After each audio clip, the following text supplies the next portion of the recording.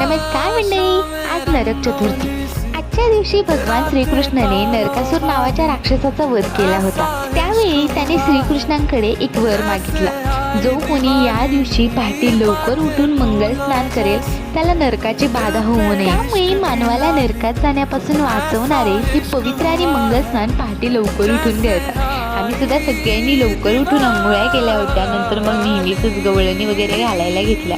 दिवाळीच्या सुट्ट्यांची खरी मज्जा मामाच्या गावातच आहे, बाकी तर काही सगळं मोहमाया आहे। आतापर्यंत आम्ही सुट्ट्यांना मामाच्या गावाला जायचो, पण आता आमच्याकडे कोणीतरी मामाच्या गावाला येते असं म्हटल्यावर यार किती मोठे झालो असं वाटायला लागतं। पण सणांची खरी मज्जा लहानपणीच। आता माझी दिवाळी फराळ करण्यातच जाते आणि ज्यावेळी माझा फराळ होतो त्यावेळी दिवाळी संपून जाते। पण त्यातून पण वेळ भेटल्यावर मी एन्जॉय करायचा अजिबात सोडत नाही हा, तुम्ही पण सोडू नका।